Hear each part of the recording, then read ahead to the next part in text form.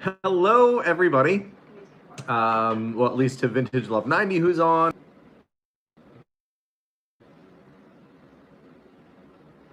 Away, and then we'll get right into the live feed. So, you may have noticed that in the last week or so, I've been busy. I bought close to 10,000 comic books, approximately 4,000 lobby cards, which are little miniature movie posters.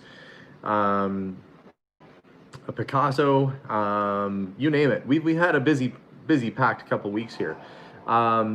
So I've been striking deals, and we are not in a position to keep all that stuff. The store wouldn't normally buy that much stuff and hang on to it. So we had to find a way to process and move it along quickly. Because as you all know, we are approved to build our building next door, and we just have a couple little things to do, and then we can start actually getting that building put up, and that takes money. So I thought today I'd walk you through the process of moving a really big collection. We're going to chat a little bit about our 23andMe results. Melissa's going to be really happy to chat about that. You'll find out why. You'll find out later why Melissa is unhappy that I'm bringing this up. She's giving me an evil look right now. It's the evil look that your spouse can give you, but you know they still will forgive you and love you. They're not happy with you. Anyway, so let's start with the comic books. You guys all saw that video, that episode. I went out to a small town, bought a whole pile of comic books. I would like to say essentially sight unseen, because I didn't go through each and every box. I looked in one or two boxes, and then somebody said, "Are you brother and sister?" No, that would be awful. I wouldn't be laughing about that, and our children would probably be like cross-eyed or something wrong. No, we're not related. But anyway, it's a cute, funny story about that. 23andMe story to come later. For right now, though, comic books. Bought all that stuff sight unseen, and when you're buying a big collection like that, you basically just look at it from a math perspective. You look at what is the price per unit, what is your potential resale value per unit, and then you can make an offer based on that. So, okay, and I'm seeing some people right now, like Ron Huckabee, saying I made an offer on Turok but got no response. I had not had a chance to get back to you. A lot of folks were asking about certain editions and comics. I did not want to sell that collection piecemeal, meaning to say that it would take me a very long time to sell them off one by one. The Turok #1, all on its own, is about $1,000 comic. So some of those are quite valuable as a set or a series, but to sell them off like that would take a really long time. So when you get a really big collection and you need to do something with it, like sell it, which is what I wanted to do. Hello, everyone. There's a few things you can do. Sometimes when you see me buy big collection, I will wholesale it out to local dealers if it's kind of just generic sort of stuff. If it's a larger variety of things, we'll take it to a local auction house and sell it that way, as we are right now. We're doing an auction. As we speak, we're doing an auction. We'll talk about that later on, but we'll auction things. But when you get a specialty item like that, when you get a large collection of a single unit, like comic books or toys or something, you have to find an auction house or a place that specializes in that. So we reached out to a couple auction houses, Comic Connect and to Heritage Auctions, both of which had interest in taking on the collection. One of them made a cash offer, though. So we are waiting to see if we're able to make that come together. Fingers crossed, I think, as I said on my Facebook page, that the deal will happen, but it's not a done deal yet, but everything is palletized and will be sent and off and on its way to get checked over, and we'll do an update video when that is all resolved. Now, some of you might say you'd get more money, but some of you might say it like this: Alex, you'd get more money if you sold it one by one. And I'd say that would take me the rest of my life to sell it one by one. Well, even like apparently, I think Yosemite Sam is watching right now. Yosemite Sam's always Tarnation! Pew, pew, pew, pew. Oh wait, he doesn't have a laser gun. He like shoots himself into the sky. But anyway. You want to take your TV out and Oh yeah. I made myself another one of these, but it was I like my green tea. Tulsi Sweet Rose. Yeah. Anyway, we're having teas because we're gonna be talking a lot too, though. So there's a couple considerations when you're selling a collection. One is how much time do you want to invest in selling it? How much space will it take up in your store? And what is the return investment? So selling it one by one would net probably 3 times or at least double what we'll probably end up getting if we wholesale it back off to another dealer. But your time is worth something too. Our time is worth something, and we aren't just thinking about putting a building up. We've already broken ground. Cutting ceremony. I think before we pour the concrete for the foundation, I think we should do You're ribbon supposed to, I cutting. thought ribbon cutting is when it's all done, like the finale. No. before Oh wait, no. It's not ribbon cutting. You're supposed to put break like the ground? ceremonial groundbreaking, where you put like a shovel in the ground, and like if it was a smaller town, I you feel have like like the mayor you there. did, and it was by who's the gentleman that does the What, Kevin, who did the concrete? no, with Zach? the thing. Metal yes, detector Zach? Zach. The thing. The thing. She's just waving her arm all around like I know what she's talking about. He Anyway, knew. yeah, we are building this building, and this is happening, and so we have real expenses coming up that require real money. They wouldn't take comic books in trade. Hey, would you guys mind putting a building up? I'll give you a bunch of comic books instead. They were like, man, nah. What I need is I need like, somebody no. who will trade for comic books to do this work.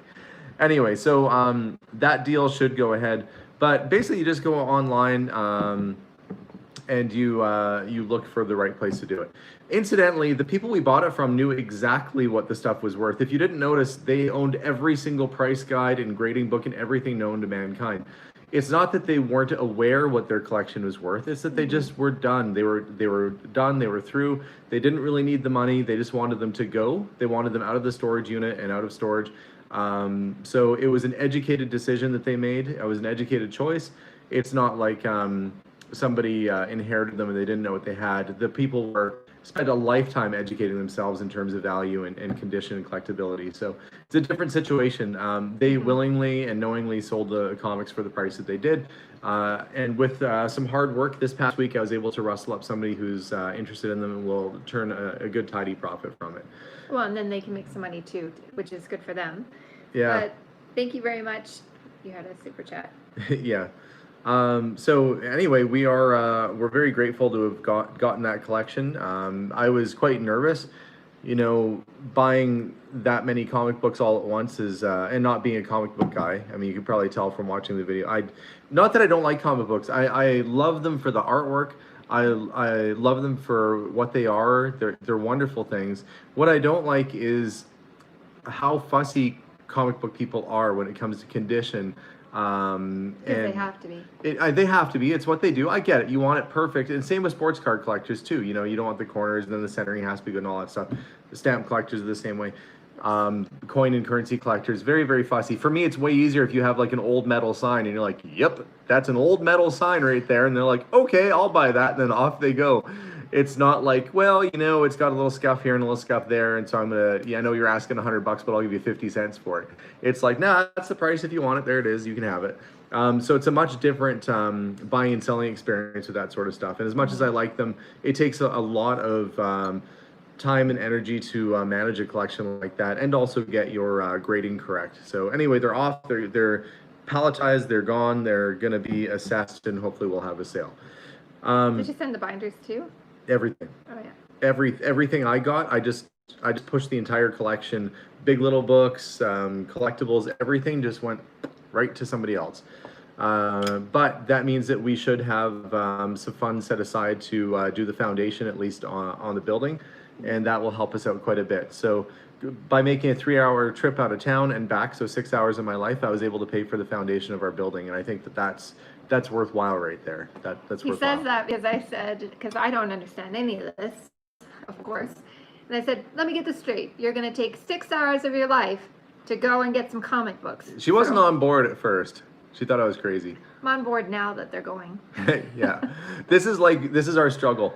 Melissa's skeptical, like, you did what now? Like when Well, it's never a little amount either. It's like, oh, we're back in debt. Wow, Yeah. fantastic. But then immediately after, it's like, don't worry, we're back out and we have some money for this. I'm like, oh. But that's how it works. It's an ebb and flow in this business. know, but You it's- buy and sell. But with antiques, it's not like you just went and spent $50 and then Yeah. Like the Yeah. time I went and bought the truck full of NASCAR diecast. yeah. And Melissa's like, what are we, like, die-cast, I mean, especially NASCAR, it doesn't really sell well here. It sells all right in the States, but it doesn't really do well here. That was NASCAR? Yeah, that whole NASCAR collection. No, we sold them at auction. It did really well. Did they? Yeah. Yeah, I still to this day would pass it up. That NASCAR collection. See, this is how generally I try and run the business. We try and keep a little bit of cash reserves aside, so if a big collection comes along, we can buy it, because when you buy in bulk, you get a better deal. Yeah. If you're buying one at a time or two at a time, that's when I watch TV shows. If I watch American Pickers and they're like, reaching to a pile of treasure and they pull one thing out and they're paying like basically full retail. And I know it's a TV show and I know it's scripted and some of that stuff isn't real, but still the concept of it, of just like, the guy's got every kind of cool toy known to mankind, and then you picking out one and having to pay full retail. The way to get a deal on those things, if you say how much for everything, that's the way to get the best deal. It takes up a lot more space and a lot more resources, but you end up with the best bargain.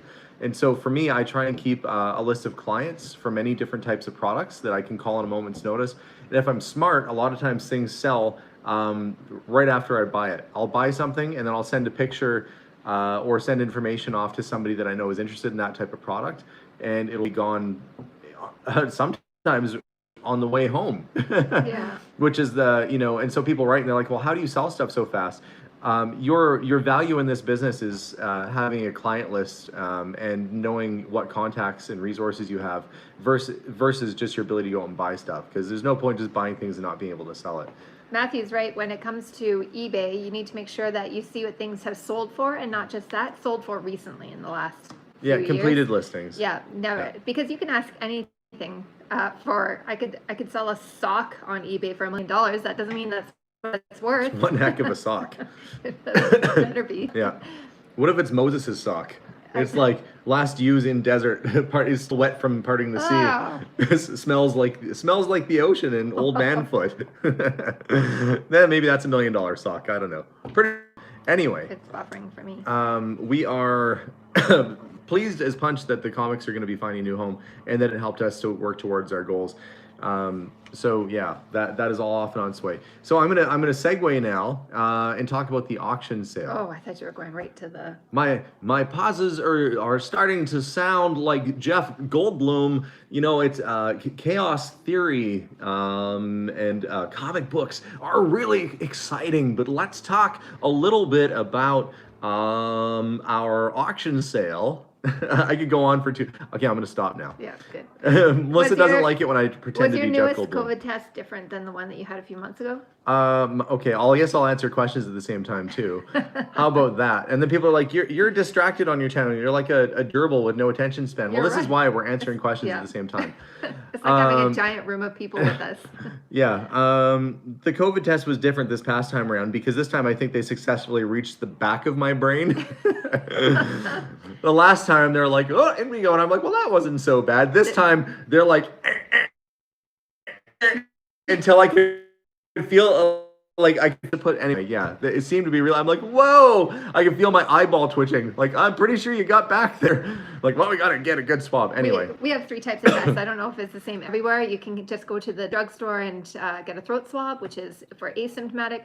For symptomatic, you have to get either the nasal. It's the nose swab. There's a nose swab, but then if the first one that he had was a normal one, and then the second one was a sinus. So it seriously does feel like it's going into your brain. So. Hey, look, people said I sounded like Jeff Goldblum for a second there. But either way, it came back negative. So. See, what I like about I'm gonna go into the Jeff Goldblum thing for a second. What I like about him is that he's always he's really excited about what he's gonna say, and he kind of.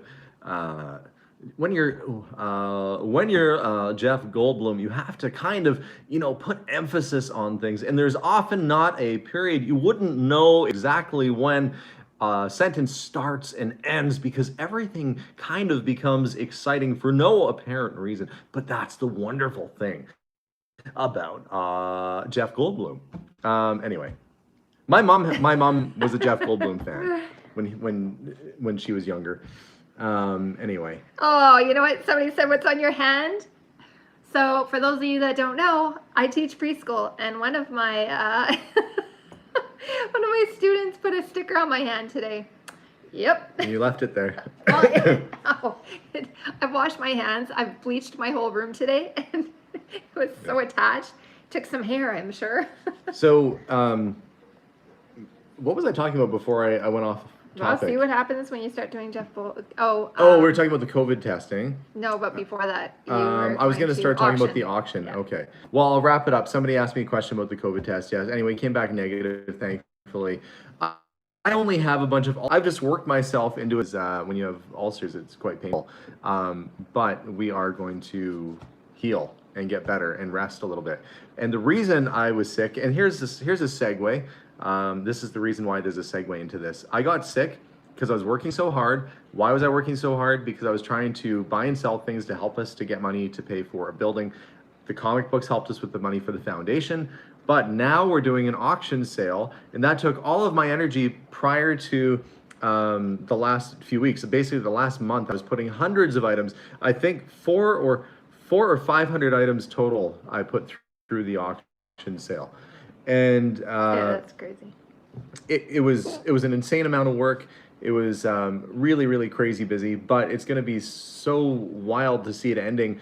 It's live right now until September 26th, and we have a couple real special pieces in there. Actually, quite a few special pieces in there. I was at the auction house today because they were filming little promo videos. Oh yeah, I forgot that was today. Yeah. Somebody says it's buffering for them. I'll keep talking because it's not buffering for you, right? Okay. Yeah, every once in a while I'll look over and notice that we're completely frozen. Yeah, I'm going to be excited to watch that auction end on the 26th. I'll do a video of it. I don't know if I'll do it live because it's not all my stuff. There's other people's things mixed in, so I wouldn't want to sit there for the duration of the auction, which will be about 8 or 9 hours. So I'll probably just do a video of it and then edit it. But there's certainly a lot of cool stuff, like the Picasso. And oh, somebody's saying very choppy connection on our end. Mine probably is fine because I'm sitting next to him. Okay. Let me. You know, it's funny. We have like the fastest internet we could. Your phone is even worse. Okay. Okay, there. I think we're back now. I just tried to adjust our connection so we'd stop cutting in and out. It looks normal on his phone, the one that we're filming on.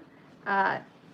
Yeah, it is. It looks kind of glitchy. There. Oh, Well, it'll get better. It makes my skin look extra So good. I'm going to answer some questions for you guys. The Warren Commission book that I had that was signed by Gerald Ford, that sold at an auction, I think, over a month ago. What we have up for sale right now that's really special, we have some of the last of Mary's pottery that came out of the Potter's House. Some of the last of Mary Borgstrom's pottery as a group. This is the last time it'll be offered as a group because to my knowledge, there's nobody else out there that had a big group of Mary's work other than me. This is the last time there's going to be a grouping of it offered for sale. Otherwise, it's been fully dispersed all around our good green planet here, or good blue planet for the most part, and it's all going to be sold off. So there's quite a few neat pieces of Mary's that are going through. The Madero Picasso pot is a really special one. It was designed by Picasso. He had an arrangement with Medora. I think I said that right. Pottery Studios. And what they did is they created 150 of them in his fashion with his approval. They're all hand painted and all individually done. And so if you look online, you can see that there have been others that have sold. That's because they made 150 of them. They come up for sale every once in a while. Ours is a fairly low number, being number 38 of 150. So it's, you know, in that first little batch, first little run. It's in really good shape. And it was part of a fairly important gallery back in the 70s and 80s here in Edmonton that no longer exists, sadly. The owner passed on and this was part of the estate, but wonderful thing. The last time it was up for auction, there was one like it, and they estimated that it would go between $15,000 and $18,000. That one sold for $27,000 US. Another one had the same sort of target. They thought it'd be around $20,000. It went for $47,000 US. So ours is at 8,500 right now. What was it? The Picasso pot. Oh yeah, I was reading comments. I missed the Picasso. Yeah, the Picasso pot. It's potentially worth a lot of money, but it's a gamble. It's anybody's guess. So if it doesn't, if somebody said, do you have reserves on any of your things? The only thing that I have a reserve on is that Picasso piece and the Land Rover. Other than that, everything is going no reserve. So I forgot the Land Rover was there. Yeah. Yeah, the Land Rover is there too. So if the Picasso does not sell at auction, it will be going to likely Sotheby's or Christie's. But there are a lot of people who are bidding from all over the world. I think if a person is in the market for Picasso, they're gonna bid. Doesn't matter if it's Kastner Auctions or Sotheby's or Christie's. It's whoever has it for sale. It doesn't matter. So the trick is getting it out there to the people who are interested in that kind of stuff, so they know to bid on it. So we'll see. We shall see. It's going to be a guess, but there is a woodcut, a limited edition woodcut from Salvador Dali from 1963. And yes, that is a 1963 printed piece. It was sold by Artco Galleries in Paris in 1985, I believe. Anyway, it's a really neat thing. Oh, Soul for Poetry says, hello from Victoria. My cousin is Lenny Bro's daughter. Well, say hi to your cousin for me. Lenny Bro and my dad were friends, and they traveled around and played music together. Maybe you know that. That's probably why you mentioned it. But I'm sure if my dad was around, he'd love to have said hi and tell stories about Lenny. Yeah. Lenny Bro, if you don't know, I'm going to go to this topic. Thank you very much, Soul for Poetry. Lenny Bro was one of the most talented jazz guitarists ever. He would listen to Les Paul and Mary Ford, and they did tracking where they would dub in and dub guitar over top of each other, but he didn't quite get concept. So he learned to play as though he was two guitars playing at the same time. Very, very talented guy. He was friends with my dad, and they used to gig together. I think they went out to Hawaii together and probably got into a lot of mischief together. My mom remembers your dad. Oh, well, I'm sure she has stories to tell. If you want to write me, actually, Soul for Poetry, if you want to write me at some point. It's buffering. I don't know if I'm going to write her. Please do reach out to me, because I would love to. I'd love to hear from you and get some stories if you have any. Singh. Yeah. It's my aunt. Okay, Judy Singh. Okay. Hopefully it'll stop buffering soon. I don't know if it's buffering for you guys at home right now or not, but we're seeing it buffering. Oh yeah, here. it's not buffering for you. What's your email address? Our email address is curiosityedmonton@gmail.com. So I wish that somebody would emerge with some footage of my dad playing jazz music. I know that he was on the news and he did lots of gigs and stuff. My dad was a composer, guitar player, or keyboardist, and he did sing on occasion too. But yeah, get some more stories on my dad. He now, which it looks like, there we go. Sorry, that was really random. We're having a bit of freezing here tonight, so we're back now. Apologize for that. Anyway, maybe there's a lot of people doing YouTube stuff tonight. It's hard to say. Mind you, this is kind of a dead spot in our house, isn't it? Our house, no matter what phone company we use, it won't connect. Our cell phones will not work in our house. Oh, thank you, Casey Collins. Appreciate that. There we go. Okay, we're back quickly now. Tell about the 23andMe? Oh, yes. Okay, well, I'm going to finish off talking about the auction. Okay. The goal with this auction sale is to raise enough money to actually get the framing done. If the comics sell, we'll have enough for the foundation.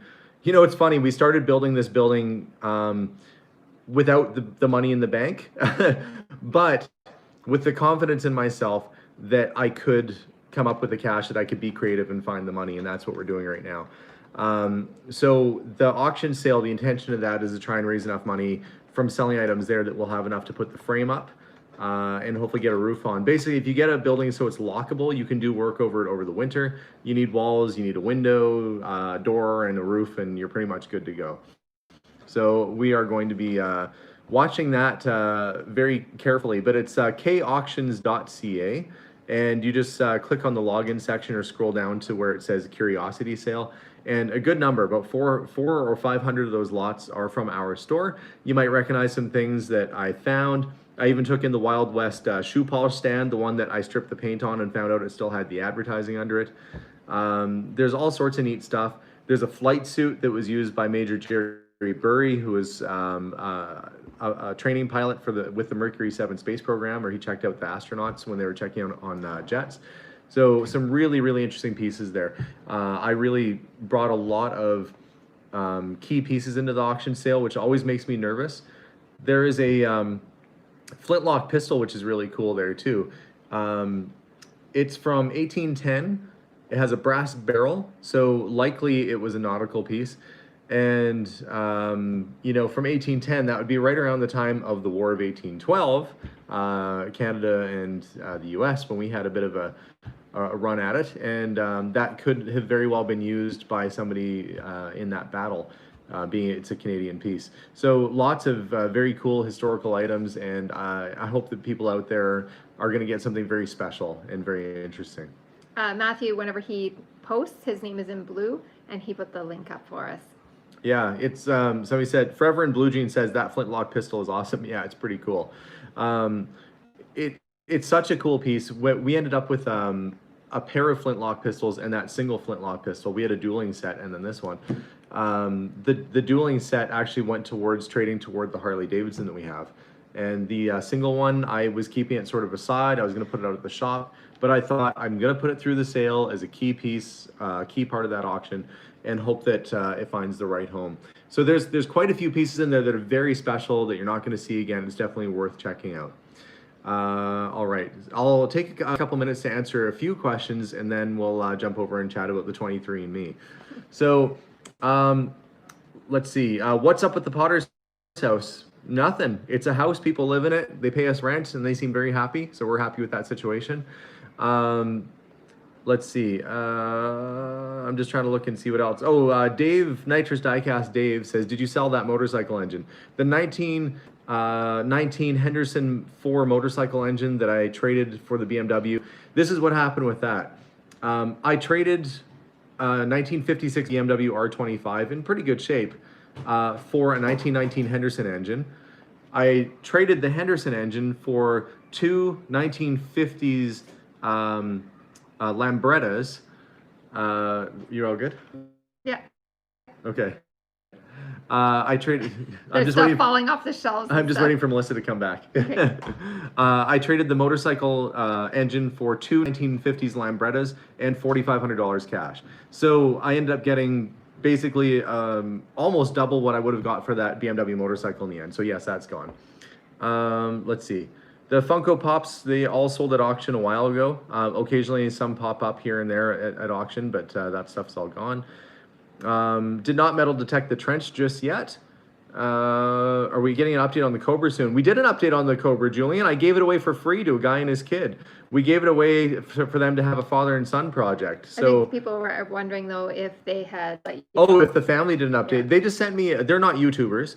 And I don't want to invade on their privacy. Like, they're doing whatever they're doing with the car, and I don't want to get all up in their business about it.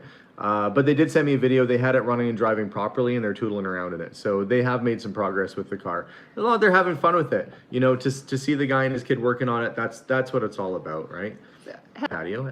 I admire your perseverance, hard work, and creativity. Thanks for sharing your journey.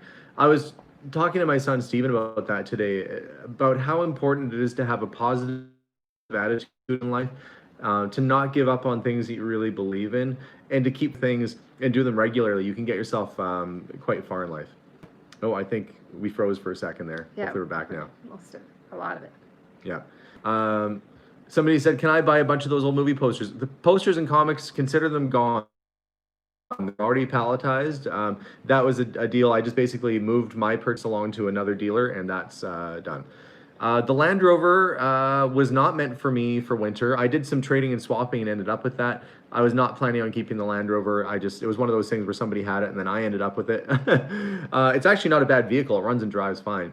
But I ended up buying a FJ Cruiser as my winter vehicle, and that I think will be perfect.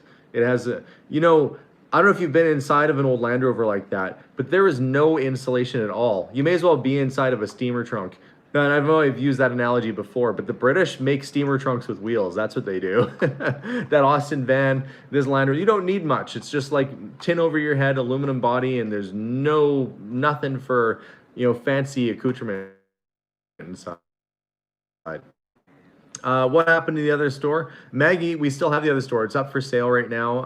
Somebody wants to buy a nice little commercial condo in Edmonton, you can reach out to us or a realtor. We'd be happy to sell, because we would prefer not to be paying two mortgages right now on those spaces. It's kind of sad that it's sitting empty when it could be. It's a cool space. Yeah. It's amongst a lot of hair salons, lawyers' offices. There's restaurants in there. Somebody will pick it up, or we'll find a lease for it. So I'm sure we're gonna end up finding the cars find me. You guys watch my videos. You know, I go look at radios and a guy's got a Model T in the garage. I go, you know, I went to go look at somebody had a military uniform and he had a 1923 Dodge Rumble seat in his garage. Cars just find me. And sometimes I just say, well, what's happening with that car over there? And then they follow me home. That's what happens. It's like a lost little puppy dog. They're sitting there all lonely and they just follow me home. All right. So let's, we're going to answer a couple more questions. Ron said if he calls the shop, can he get some of the honey and salsa? Yeah, I imagine, Ron, if people want to order stuff, you can give us a shout at the store, and either Sean or myself can take your information and get it shipped out to you. That's no problem. That honey is amazing. Actually, all the local products, every local product that we sell is actually really, really good. Like we've only carried products that we believe in, and they're really good quality, and so it's really good. All right, so we'll see if there's any more questions. Then we'll move on to chat about 23andMe. Oh my god, I must have missed Let's some. see. Oh, I'm just keeping up with it right now. People are asking about the Tour de France. Yes, I'm aware. I'm not a big bicyclist, but yeah. Let's see. Oh, 23. Okay, I'll answer Adrian Humphrey's question because they are asking what is 23andMe. If you are curious to know what 23andMe is, it's very much like Ancestry.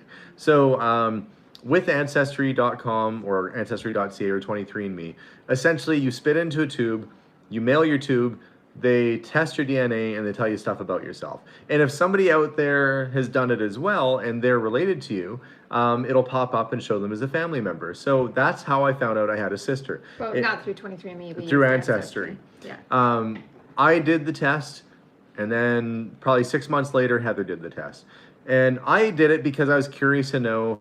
And there's a lot of people out there who say, don't do it. If you ever rob a bank, they'll have your DNA. Well, don't rob a bank, for starters. Then I was like, well, I'm not planning on committing any crimes, but they do have, they take your DNA and they tell you things about your background. For me, I'm really interested in history, and I'm really interested to know kind of where our roots were and where we came from. So that's why I did the Ancestry one, to see, where our family, where our lineage was, if there's other people out there with a family tree, and found out had a surprise half sister.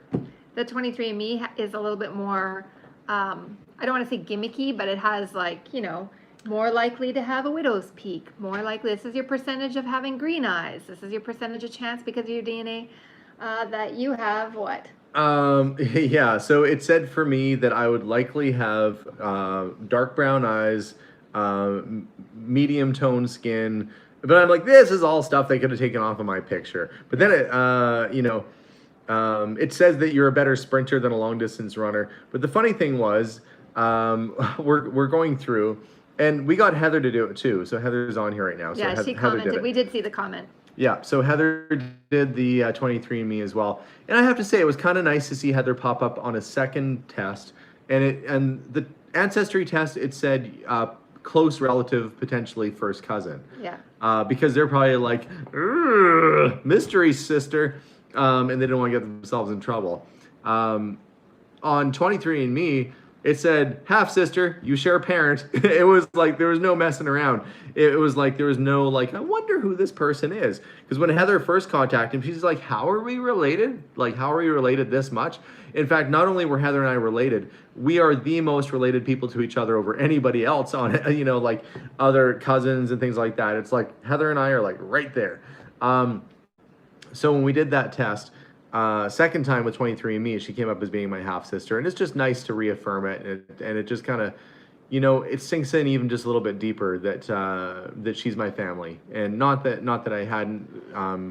But it's just a confirmation. It's another confirmation. But thank you very much, Kelly. Yeah. And Elaine. So the interesting thing was about 23andMe is it tells you a lot about your background. Like for me, it said that I share a common ancestor with Marie Antoinette. Now, don't lose your head over anything. I don't think I'm that closely related. Waka waka. That was bad. I gotta decapitate my humor. I'll cap it off. I'll cut it off at the neck. I'll stop joking about that. Anyway. It said that, and also there was an Irish person, Neil the It was like Neil the Enslaver or Neil. It was like, man, this I guy didn't even sounds see that rough. online. It was because it was my ancestor. I know. I mean, I didn't see Because that. we're not related, thankfully. That would have been awful. Yeah. Yeah, that would have been, you know, because Melissa's dad was adopted. That could have been a possibility. I mean, at this point. Yeah, it's too late. Anyway, so well, her and I aren't related, thankfully. That would have been really So one awkward. of the things on the 23andMe, my personal opinion is that I like the ancestry better. But on the 23andMe, it has a percentage that shows what is it? The whole, Okay, so this is where I was going with that. okay. It goes back to common ancestors going back tens of thousands of years and even farther. Back to the Neanderthals. So it has this little section there where it shows like, I don't know, a cartoon caveman with like a club in his hand. It's Yeah. like, how much Neanderthal are you? And so mine comes up and it says, you have 78% more Neanderthal DNA than any other people on 23andMe. So of course I let this go. Oh, and Melissa is just making fun of me. So that's like All night you and have all morning. less than 2% of your DNA is Neanderthal, but you have 78% more Neanderthal DNA than anybody else who's joined So on I here. said to Alexander, I said, I have less than 2%. And Alexander, did you say, that's what mine says? I said, Yeah, no, well- yours said like 78%. And he's like, no. So I looked mine up. Yeah, can I tell them? Yeah, go ahead. Okay, so this has been a whole night. And, you know, she's making fun of His me knuckles pretty much the dragging on whole the time. ground, yeah. She's making fun of me for being a caveman. Yeah. You know, and making all kinds of crack jokes at my expense. And what can I say? The test said I had 78% more Likely. 78% more DNA related to a Neanderthal than anybody else. Well- So then Melissa, she I went to the wrong thing the on next mine. the next morning. She's This like, morning. that was this morning. She's like, oh, how's it going, Mr. Caveman over there? She's like, I am only less than 2%. And I'm like, wait a minute, that is what I am. I'm less than 2% Neanderthal DNA. Oh my gosh. So anyway, so we open up hers. So it said I had 78% more Neanderthal DNA than any other human being that's ever taken 23andMe, which is probably millions of people. So Yeah. there's that going for me. Melissa, my darling wife, she has 90% more Neanderthal DNA than any other people that have ever taken the test with 23andMe.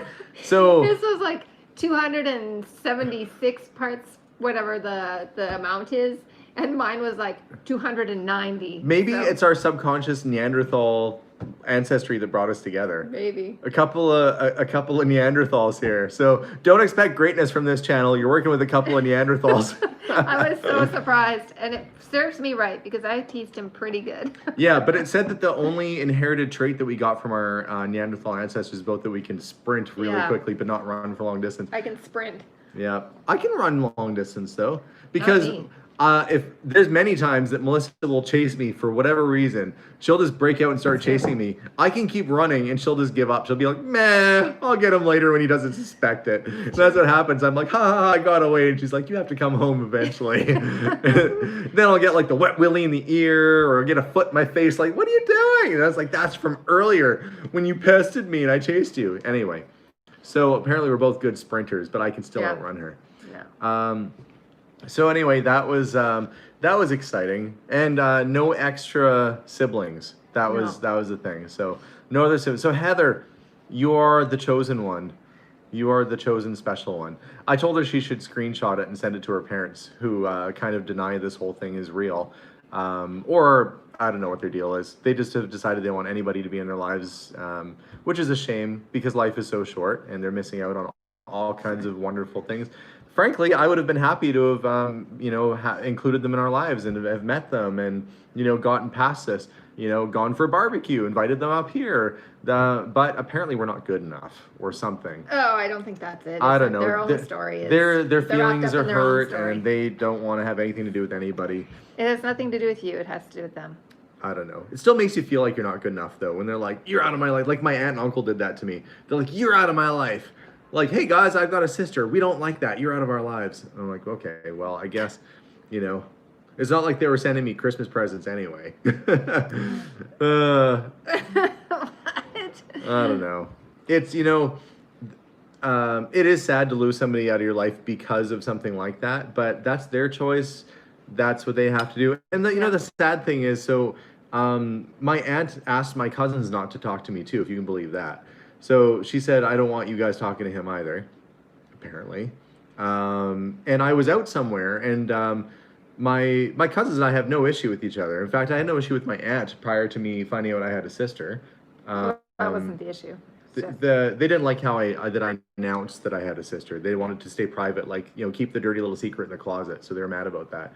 So my aunt disowned me essentially, and she disowned almost my whole family, like Melissa, my kids, but also my other aunt. And anyway, it was bad. But then her kids wouldn't talk to me. My cousins that I've known my whole life and was kind of like getting to know again, and we were chatting, and That's their choice, though. That has nothing to do with your aunt. I know, but you know, They're all adults and they can make their own decisions. they've got their own stuff to deal with. But what I'm getting at is that I was out, and one of my cousins, her husband, they used to have a moving company years and years ago. His family did, and their last name is on this moving crate. And I was in somebody's garage, and they had one in perfect condition there. And my first instinct was, oh, I should grab that for them. And I thought, oh, right, they don't want anything to do with me. And I was saddened because my instinct is that I still want to include them, and I still want them to be a part of my life, and I still want to do little nice things for them, even though I'm basically like the scum on the pond or the gum on the bottom of their shoe that won't go away, is how I feel. But anyway, this got dark in a hurry, didn't it? I only It's true, gave him though. tea. It was just tea. It is true. But you know, the way I look at it, that is their decision to make, and I respect that. I feel like they've only made their lives smaller rather than larger, and I just wish at some point they'd come around, because there are definitely moments. You know, sometimes you don't talk to your cousins or your aunts very often, but as much as they don't feel that they need to have me or my wife or my children in their lives anymore, I still hope that they're doing well, and I think about them. So if they ever end up watching this, I really hope that they're doing well. And although I don't agree that they made the right choice, I respect that it's their choice. So there you go.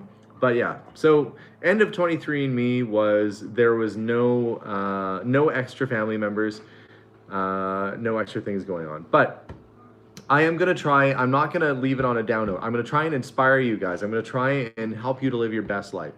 I posted on my Facebook a couple weeks ago that I'm bound and determined to make the best of this year, which a lot of people are saying their worst year. So these are my goals for this year. We're going to put up a building, which when this whole COVID thing is over, is going to be a wonderful little meeting spot for people in our neighborhood. And when the COVID thing is over, it will be over at some point. It's not going to go forever. We're going to create a wonderful environment for people, and we're going to get that job done now while we can. In the meantime, that's employing local people who might need work, that are having less work than usual. We're going to contribute to our neighborhood and to our community and be very positive. And I tell you, every single day that I'm at the store and those kids come running through the door after school, and they're all excited to come into the shop, and they bring their new little friends. Like the other day I was in there, and this little girl had a friend who was transferred in from another school. She'd never been in our store, and I could overhear the little girl giving the tour. She was acting as a tour guide. They're probably like in grade 5 or something. So she was being a tour guide. She's like, oh, and over here they have this fortune teller guy. Oh, and over here, look, there's a motorcycle there. Oh, and there's a pinball machine that the man lets us play. Oh, and they're like, whoa, and I can hear them in the back, and it's gotten farther away. Like, this is my favorite store in the whole world. And so it just makes me so happy to hear these little voices being really excited. And one thing that I always felt, and I've said it before, that antique stores or any kind of store misses, is that they are making products, don't touch, look with your eyes, don't touch, don't interact. And the message that sends the case. I love it when kids come through and they play on the pinball machines and they have a good time, and then they buy candy and they run off.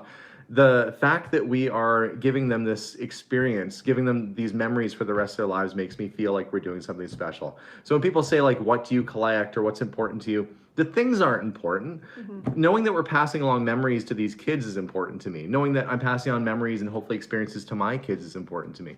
And putting up a little building is kind of a cool thing. So we're going to make the best of this year. We're going to build this little building. We're going to give back to our community in ways that we never dreamt, 5-10 years ago, we would have been in a position to do this. And I'm going to pay off our house. We're going to get that done. And how am I going to do this all in 2020? Well, you just watch me. It's going to happen. I'm going to find deals. I'm going to buy and sell. I'm going to have adventures. We're going to do all the right things. I'm going to save money. I'm going to spend some money, but only to make money. And we're going to make our dreams come true this year. We're making dreams come true. And by next summer, I will also have my dream car of a 1960s Jag XKE. I will have that car by next summer. Mark my words. You can mark it on your calendar. Something is going to happen where that can be facilitated. That's going to happen. So that's the only car that I really kind of want. We're going to put the store up. We're going to pay off our house. We're going to do a lot of things, and I'm going to keep positive, and I'm going to keep moving forward, because if you get stuck in a rut and you think that things aren't possible, if I were to go back, and I'll tell you, this is true. When I was a kid and we were without a home, we didn't have any place to live, I made a little list of stuff that I wanted to accomplish in my life. And some of it was pretty mundane, like having a camelback couch. Don't ask why. I was a fancy kid. I wanted a top hat too. And I know I've mentioned this before on other live feeds, but you complete those things off your list, and then you build a new list and a new list. And, you just want to keep plugging away and trying to accomplish your goals. And when we first started our store, when we first started our shop, I was very nervous. I invested a lot of our savings into putting this business out there, and I didn't know if we were going to make it. And every time that I felt like I was struggling, or every time I felt like I was stumbling, I told myself that someday I'll look back and I'll go, this was just a stepping stone. This was just a speed bump I had to get past, and it's not going to be like this forever. And that's the whole reason why we started the YouTube channel, is because I couldn't afford advertising, and I wanted to put little videos out to tell people that we had products or show people what we were doing. And of course, thankfully, it turned into this. It turned into a wonderful little YouTube channel. But persistence pays. And from not knowing, and there was times, 4 or 5 years ago when we first opened the shop, where I was actually looking for a part-time job or trying to find ways to make extra money. I was going to do like Uber driver in my downtime or whatever I had to do, because I will always do whatever I have to do to make sure that the food's on the table and bills are paid.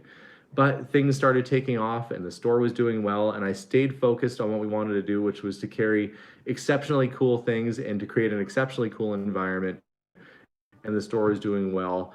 Regardless of it being a pandemic right now, we're still doing okay.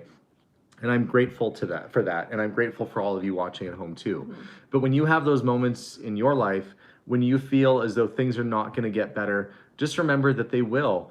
And remember that there's always something positive that happens in every single day. Even on the worst day. When I was in quarantine for 2 months, I was in quarantine for a month. Our store was shut down for 2 months. And that could have been death for our store. That could have been it. Not being able to work, not being able to leave the house, not being able to do anything. Instead, I had a whole bunch of stuff trucked over to the auction house, and we sold through the auction. Instead, I found creative ways to try and reach out to you and restore little things around the house and make videos of it. You have to persevere, and you have to do your very best no matter what the situation was. And I'll tell you what, being quarantined for that month gave me a month of extra time with my family. It gave me time that I could get to know my kids. And so there's always a silver lining. And so I would say to you guys, look for that silver lining, because this has been a very challenging year. This has been a very difficult year for many people. And we know it as well. Many of you have family members that have gotten sick. Some of our viewers have actually passed from COVID as well. I lost my father-in-law. Melissa lost her dad, of course. But you have to look at the bright spots that are happening in the year. So we're going to make the best of 2020. We're going to persist. We're going to push forward. We're going to make that next generation have some great memories.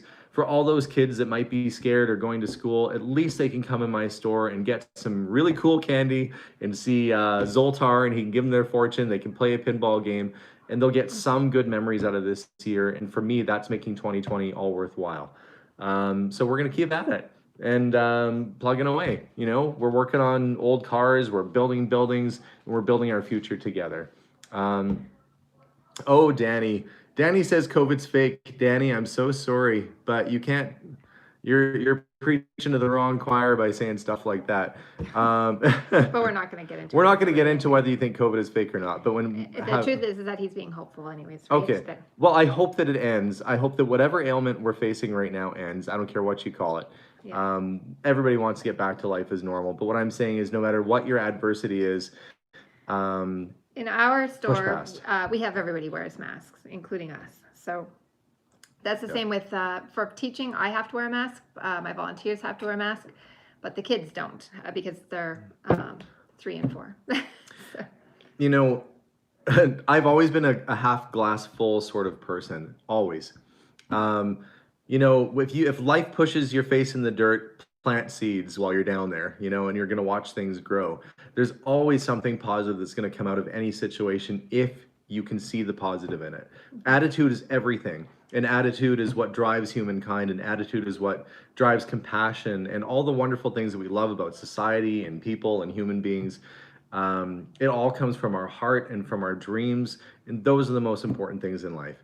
I think sometimes it's important to know that when people say, you know what, be positive, there's a difference between positivity and denial. Where if you are given a roadblock, instead of just seeing it as I can't, this is impossible, I've been given this roadblock, instead to find the next step forward. Not necessarily saying, hey, I love this roadblock, this is the best thing that ever happened to me, but to stop, realize this isn't the end, and that you have a step, and it's your job to find out what that next step is forward, not back. And sometimes you do have to take a step back to go around the obstacle and go forward a different way. So Yep. but I know a lot of people are like, oh, you're always saying positive. It's not going to fix things when, you know, say with me losing my dad, that was awful.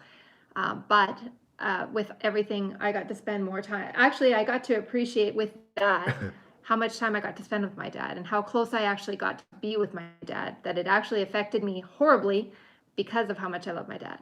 So. Someone's asking for in Canada. Yes, we are in Edmonton, Alberta, Canada. I know a lot of people don't think we sound Canadian because I guess we don't say A often enough. But there's different happen. dialects, different ways that people talk in different parts of Canada, just as there are in the United States. You know, I just feel every moment. There's many days that I wake up and I think, oh my goodness, what am I going to do to get through this day? How are we going to get through it? And I have to take a minute sometimes to kind of, I want to sound hippie-like, but you have to center yourself. You have to get your head straight. You got to get your head screwed on straight. And you got to look at it like, you know what? I got this great family. You know, we're going to make the best of it. And you go in and you try and make the best of it. And you do that every single day that you wake up, and you hope that you leave a positive legacy and you improve the lives of the people around you. So let's all focus on wonderful, happy things going forward. You know, and somebody's quoting Pollyanna, and I know sometimes that's used as a derogatory term, like don't be a Pollyanna. That's like to say the positive when there is no positive. Trust me, we're realists as well, but you just make the best of a bad situation. You just make the best of it. I think it was Raina. Now I lost it. Happy birthday.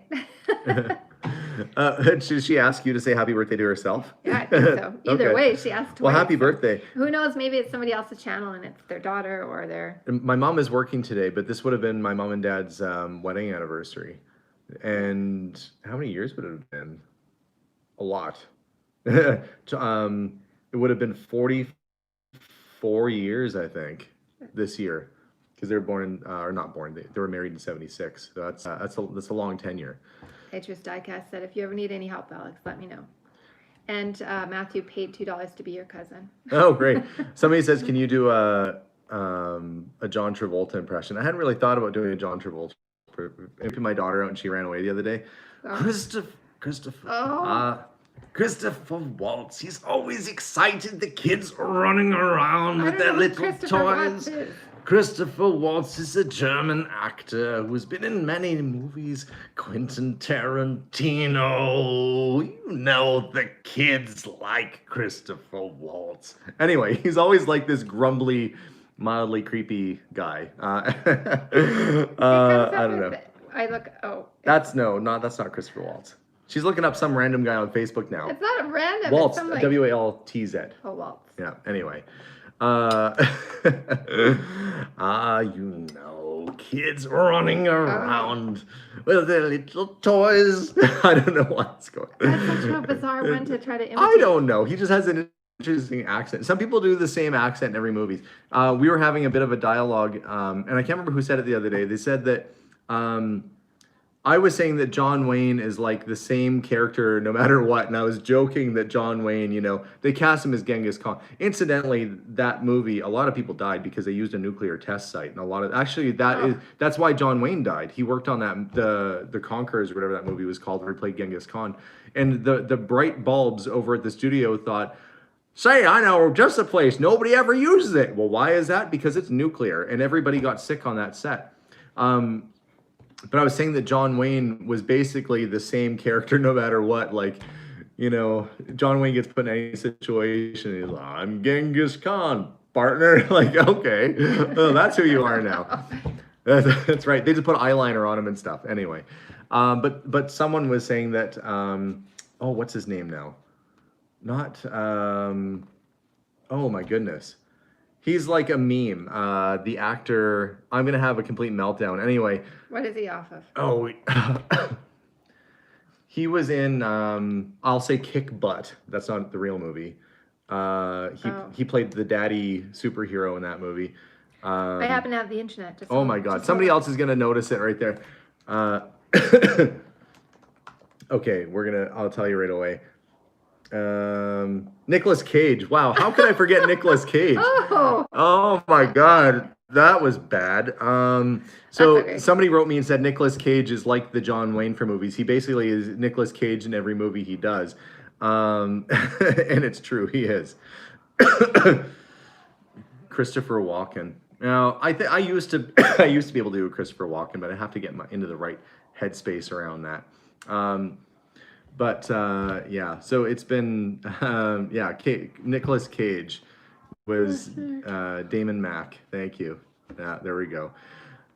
So there's a lot of fun, a lot of adventures to be had. I'm hoping that this coming week we're gonna have some really good news about that auction sale. The auction ends on September 26th. If you want to go on and just look and see what's there, it's just kauctions.ca. Jimmy Stewart. Zuzu's pedals are. Where do we put them? What do you mean? What do you mean you lost the money? Oh, I can't believe it was. You lost. Oh my God, you lost the money. Are you going into? I was trying to do Jimmy Stewart, but it didn't go as well as I hoped. It slowly went back to the guy from Jurassic Park. Jeff Goldblum meets Jimmy Stewart, I guess. Okay. Say, Frank. I really like. I enjoy the and then it turns into Jeff Goldblum, who's the funny thing about cups and saucers is that neither one can fly unless you throw them, and when you throw a saucer, it's the most amazing thing to watch because it's not an alien. In fact, it's your grandma's china that's been thrown through the air. It's a stunning, absolutely stunning thing. Still sounds like Jeff. Yeah, well, that wasn't Jimmy Stewart. I know, I can't, maybe because I'm stuck in that frame of mind right now anyway. But we're having fun. We're gonna keep plugging away. Did you sell the fireplace clock? I have the same one on my desk. Yes, the fireplace clock sold. Yeah, the fireplace clock did sell. I'm trying to think about what when I put the stuff through the auction, I basically just went through the store looking for as many cool things, and then there was some stuff I'm like, I really shouldn't take this down there, but it was so cool. I thought, well, this'll be something neat to have at the auction, and I did that with quite a few things. The space flight suit, or not the space suit, but the U.S. Air Force suit, the Flintlock pistol. There's just the Picasso, everything that we took down there just has some kind of special little story to it. So it was really a lot of fun. Oh, thank you, Matthew. Matthew, you're the best with those links. Thank you so much. Hey, Too Tall, did you know that they do that in the film industry? They use Preparation H. Oh, to get rid of the bags under your eyes? Bags underneath your eyes. I know. These bags under my eyes are a result of me. I burn the candle at both ends, so I stay up late and I wake up early. And you're also working in the garage, so there's probably dust and... Oh, and I'm always around someplace where I'm allergic to everything, so I'm trying to exposure therapy to get everything taken care of. Did you get the magazine I sent about Detroit?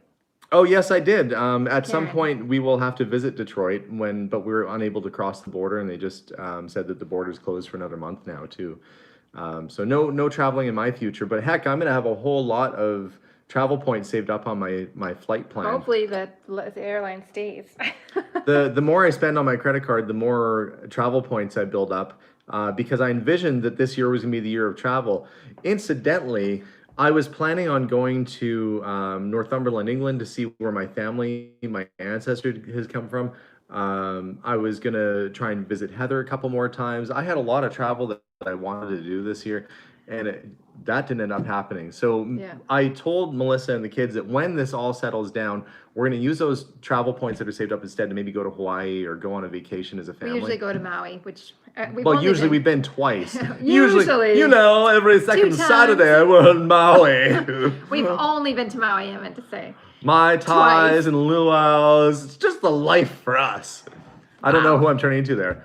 Yeah, it's been 2 I times. say it. That's almost And the one Stewie time Griffin. I won the trip to go. I mean, I won a trip anywhere that WestJet flew, and we picked Maui. Did you? Yeah, we won a trip to Hawaii once. Yeah. Well, we won a trip anywhere, but we Yeah. chose Hawaii. And it was right after we were planning on going, and then it fell through, and then I won tickets to anywhere WestJet flew. So we went, and it was great. You know, that is how life works sometimes. You have a roadblock and it seems like the worst thing in the world and it turns into a positive. And I'll tell you, I'll retell you this story about when we won that trip. I was working for a company as a district manager, which means you look after a bunch of stores. And I gave them I gave them 2 months notice because I wanted to make sure that I did a proper handoff, and I was going to be starting at Target as a store manager for them. That's what I did. I did retail jobs. I was a store manager for Target. And in the world of retail, that's a pretty good job. So I was at work one day and they walked in like I was like FBI's most wanted. They walked in with like a team of people like, we're going to have to ask you to vacate your office. And I'm like, what did I do? And it's because they thought that, you know, Target would want trade secrets from this company and they didn't want me working there anymore.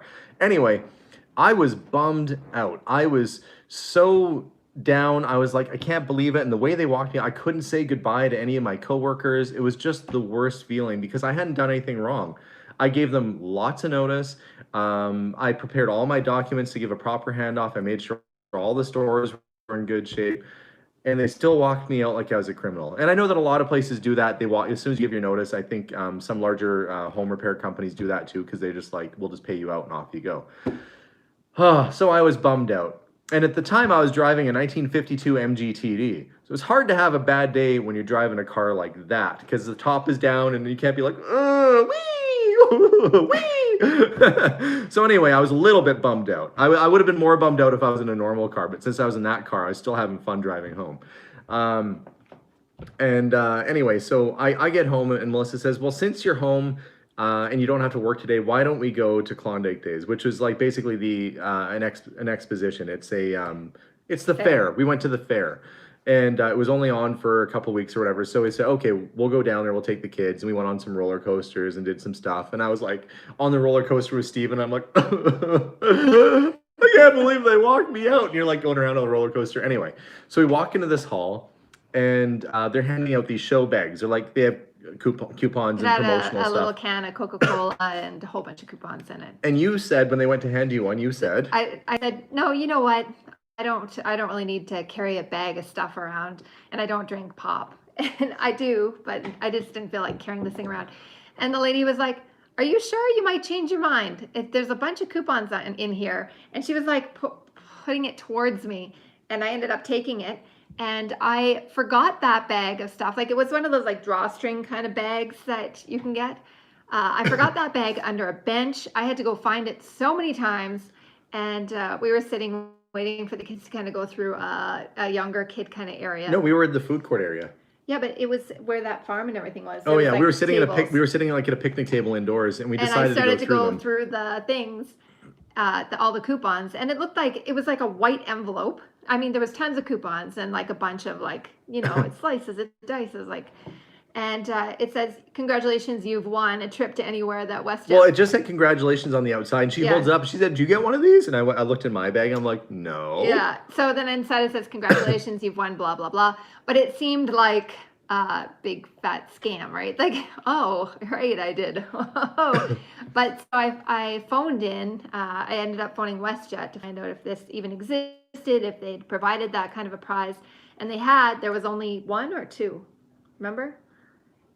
No, you're shaking your head, but I can tell you're not It was listening. one. Sorry, I was just reading. Somebody was mad that I sold the comic books. Oh, darn. Yeah. You should have bought them faster. Well, no, I had said that I was trying to sell them as a whole lot. Anyway. It doesn't. Sorry, People can Kurt. get mad all they want. I'm Yeah. sorry, but it's true.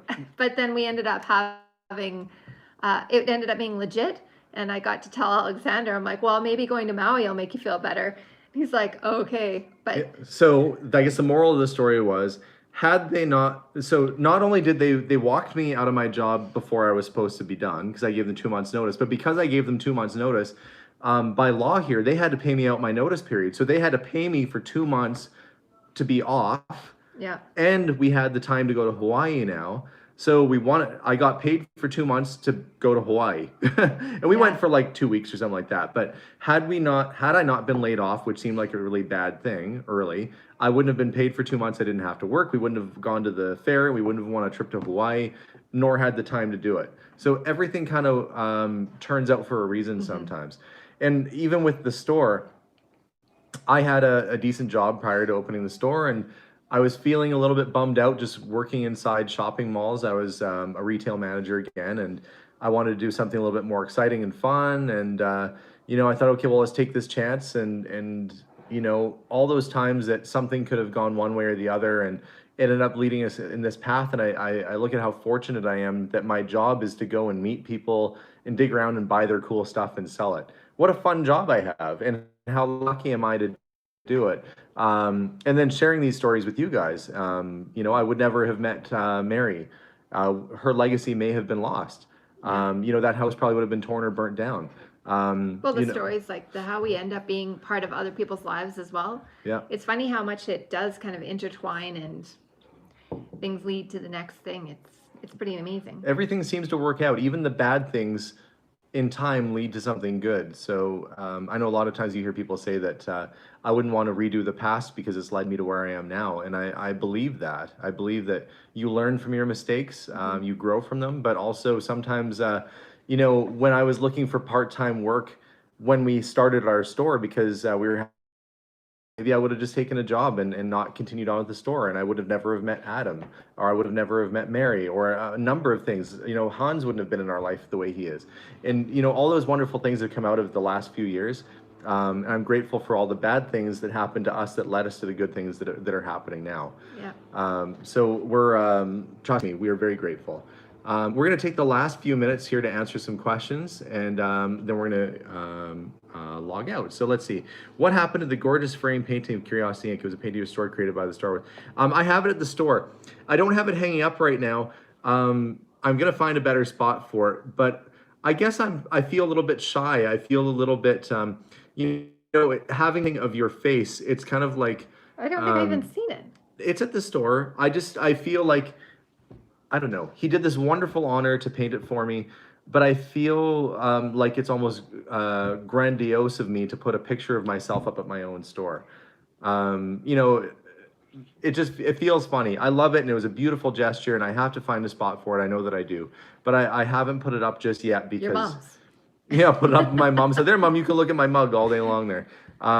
So we'll find a spot for it. But anyway, it just I maybe it's just me. I just feel funny putting up a picture of myself. I would feel on the funny. wall. I would feel funny for sure. Yeah. Now maybe I should just get one done in like velvet, painted on velvet. That's exactly what I thought of initially, like immediately. But yeah, then it'd be like, oh, this guy's ironic and funny, not just full of himself. So maybe it's my humility makes me feel like I'm bashful about putting it up, but let's so see. put it in the bathroom.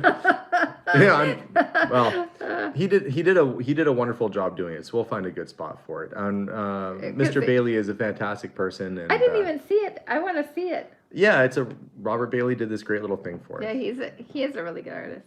Yeah. Okay. All right. So let's try and answer a couple other questions. What antique have I had the longest? I have it's not really an antique. I have it's a bucking bowl that is tin from the 1950s. I've had that off and on my entire life because it was my dad's when he was a little boy, and my dad and I worked on it and got it working together when I was a kid. So for me, that's the one thing I've kept my whole life because that was special. It was my dad's favorite toy. It was a little bowl that bucked around and it blew bubbles. His nose went into the soap suds, and when he came up, he'd blow bubbles around. Um, I always just thought it was such a neat thing, and I remember us restoring it together as a father-son project when I was a kid, and I've kept that. So that's probably I'll probably have it around for a long time. Let's see. Oof, somebody has to clean the Oh, school bus. somebody said I joined late. Did you sell all the comics? Yes, all the comics are tentatively sold. This is why all the people who've been writing asking for comics and individual things. I had somebody that was interested in the whole works, but it had to be all or nothing, and I didn't want to ruin that deal by selling that collection. So all those comics are potentially going to another place. That said, he's a dealer, so they will be going back up for sale. So if there are individual comics, if we make it happen, I'm going to do a video telling you where they went, and I'm going to tell you where you can get them from, and we'll do our best to make sure that you get the books you're after because they will be going up for sale, and you will have a chance to get them. Just give us time. Let's see. What trinket have you sold? Oh, let's see. What trinket have you sold that surprised you the most by selling really, really good? Trinket.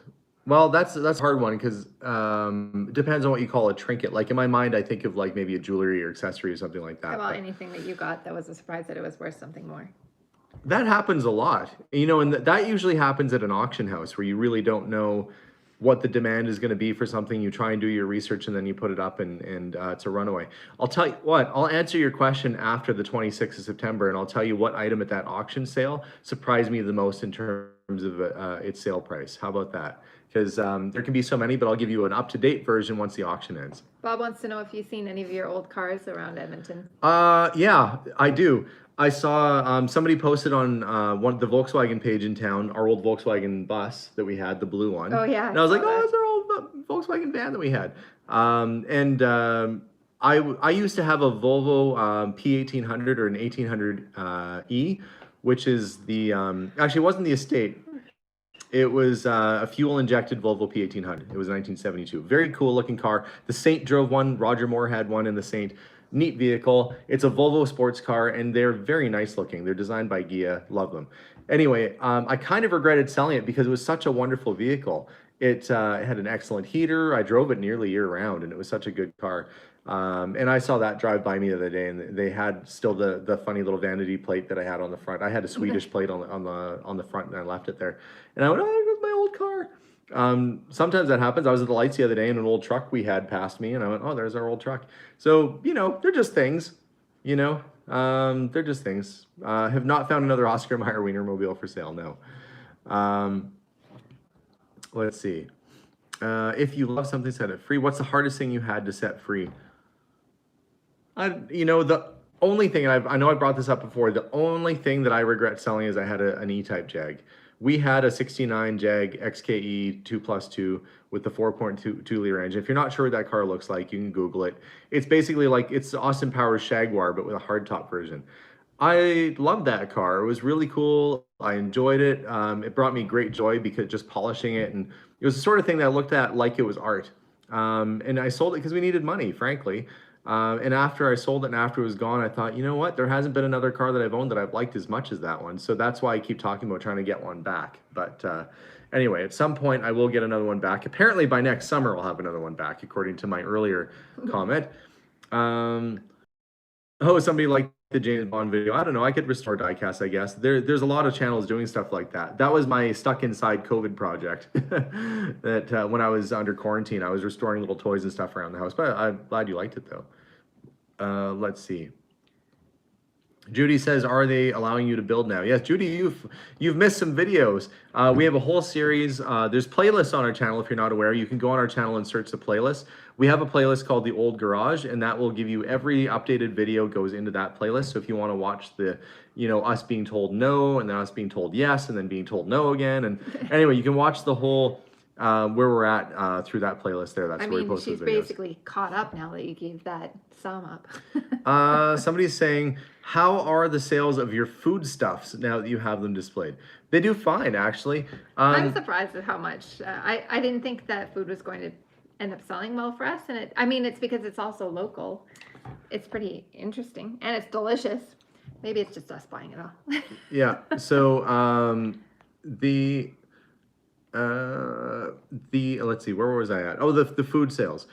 Part of what I wanted to do with the store was to make it so that it still had that general store aspect. Our store for nearly 100 years served that community primarily with candy and ice cream and stuff. That's what our store was. It was a confectionery. It was a candy counter. So we wanted to have that aspect of it. But then the parents come in, so we have coffees and teas and other sorts of things too. So that stuff is done really well, and mainly because it's in the middle of a neighborhood. People walk over and they want to bring their kids and families and pick something up. So we have a lot of people that come in and they buy birthday presents and gifting, and they're not always looking for an antique. They come in to look at the antiques, and trust me, antiques do sell. I mean, I have crazy stuff from motorcycles, gas pumps, and everything in between. But the food in that is kind of a daily seller. People come in because they run out. So it's nice to have a mix of products, and I feel it's honoring the store, and it's something that's important to us to try and honor what that store is. Noah says stop going live really late. Well, for us, this isn't that late, and 8 p.m. and that's by the time I get supper dishes and the kids help all of us have everything cleaned up. It's 8 p.m. for us. It's hard to cater to everybody's time zone, unfortunately. We're at work. Yeah. Okay, so we'll answer a couple more questions here. Let's see. At least you want to watch. And if you have a super chat, that'll put you right at the top so we can see it there. But Maddie, I can't put closed captioning on right now. She can't see. Maybe we can type to Maddie that we'll try and put closed captioning on after the video, if you wouldn't mind just writing here. Because we do appreciate folks that cannot hear, might not know what's going on. So captions will be added later on. Let's see. Somebody says, I love your videos, thought I'd watch them all. Judy, you've got a ways to go. I think there's something like 700 videos up. I saw a couple of questions asking which kid we think is going to take over the business, or if we're training them to take over the business. And I think unless it's their passion, it would be sad for them to take over the business. If they showed an interest and they really wanted to get to know. I've been showing the kids how my job works. I bring them with me when I can, and I show them. But I think it's more important to to encourage kids to pursue their own interests and their own passions, not ours, because this is like Alexander really takes care of the antique store and everything. You got to find Heather. Apparently Heather sent us a super chat that we missed. Well, I saw before it was talking about the... Okay. We'll see. If we miss one from Heather, I'm sorry. My own sister. No, it's from before. They're watching the feed after. Oh, okay. It's not updated for them. Okay. All right. So let's see. What else can we answer here? We'll do two more and then we'll log out. Have you gone ghost hunting in the Ghostbusters car? That's the one that you want me. Yeah, I go out looking for ghosts all the time. So No, I don't go out ghost hunting in the Ghostbuster car. What am I gonna do? Like, I have been at somebody's house though, and they've seen the car sitting there, and they've given me a look like, "What's going on in here exactly?" Like your property value will probably go down by at least 5% if my car pulls up on your driveway. Like, I don't know what's happened to that house across the street, but I saw the Ghostbusters there last week, and they're like, "Listen, you cannot show up in that car anymore. People think our house is haunted," especially when it's an estate and somebody. I never thought about that. Sometimes I get called and someone has passed away. I did pull up to someone's house though, to a senior citizen lodge, and they were selling me some stuff.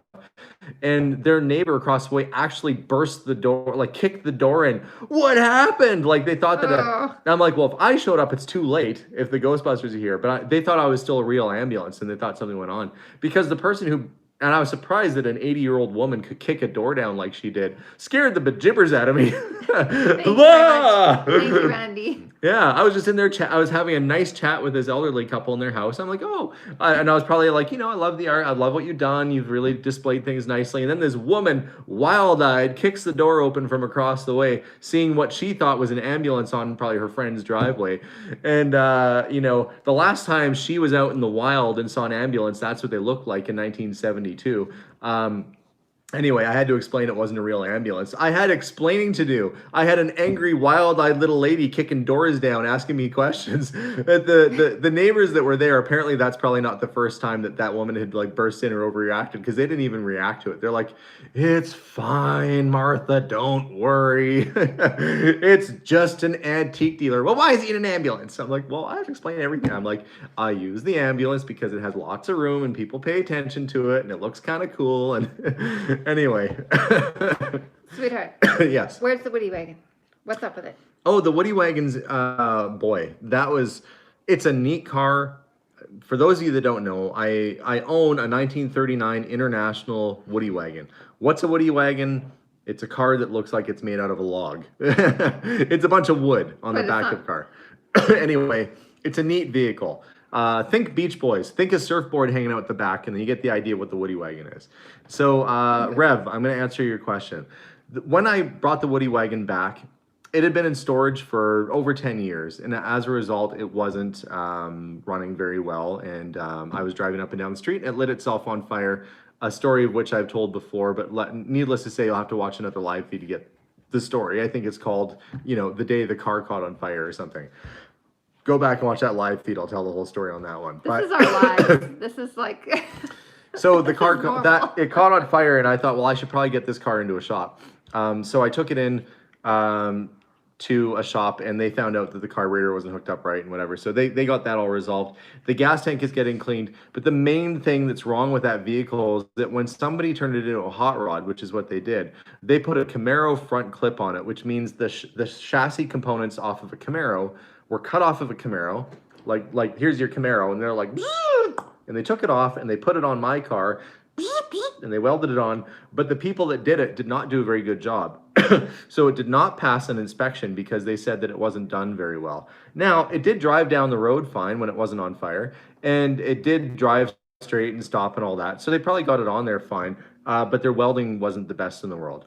As it turns out, Tennessee, where I got the car from, has different rules and regulations around licensing a vehicle, and they're a little bit more lax, apparently, about stuff like that. So the guy was driving up and down the interstates with a, backyard weld job on the car. So I have to get that fixed. That might involve taking the body off the car to do it. We're just getting an estimate on getting that done. In the meantime, we're getting the gas tank cleaned out because it was full of rust. Once the frame is fixed and the tank is fixed, I'm going to bring it home and I'm going to do a bunch of the small little bits of work that it needs on it myself. Like it had a wolf whistle horn. Apparently that doesn't fly when you're passing a safety inspection. It said on the professional notes, horn, fail. Horn is a wolf whistle. Like the guy was like, what? No, fail. So they're like, who is this joker bringing this car in here? So I've got to get that back hopefully soon. So we have 2 cars that are out at the shop being fixed right now. When you ask, where do you keep all your cars? It isn't a problem right now because all of my cars are in the shop needing repair. The Rolls Royce is on the tail end of being repaired right now.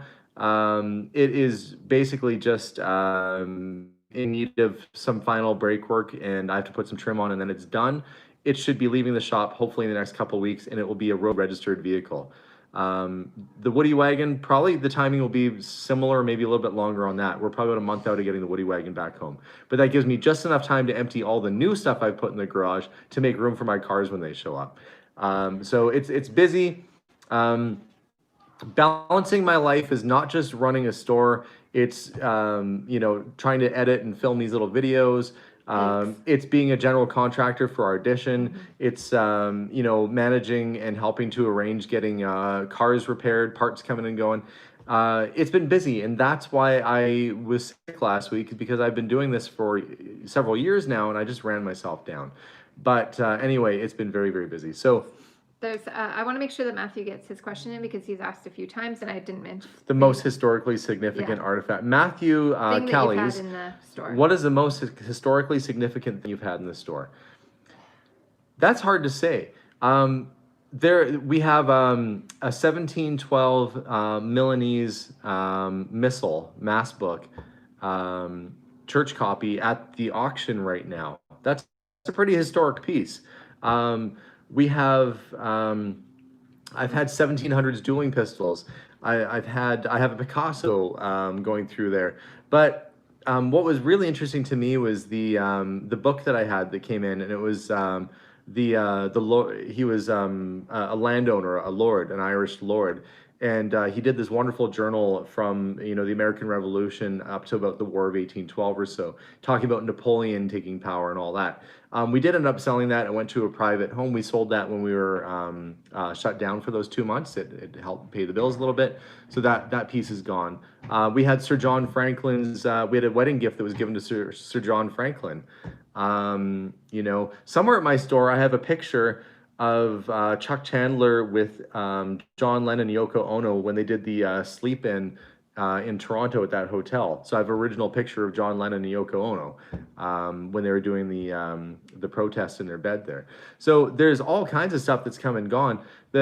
My thing is, when I go to a house, I am looking for the most interesting thing that they have. I don't want just the generic stuff. Sometimes I do buy that with it, but I'm interested personally in what is the coolest thing that you guys have here and how can I buy that and bring that to my shop. Because for me, that's a lot of fun. That's a lot of great fun. I don't know if I answered your question well enough, but there's a lot of cool stuff even up at this auction. Things that like the Salvador Dali woodcut, the Picasso that I mentioned, Mary Borgstrom's pottery, every kind of thing there's quite a few things at that auction sale that are even quite special and unique. So even the Woody wagon we have, it's one of 10 built. There's only 10 of them that were built for Yosemite and what's the other national park it was for? Anyway, there's 2 national parks it was for, and that was one of them. So there's always something cool coming in, and there's always something cool around the corner. But I think we're going to call it a night now tonight. I hope we answered some of your questions. I appreciate you guys all watching today.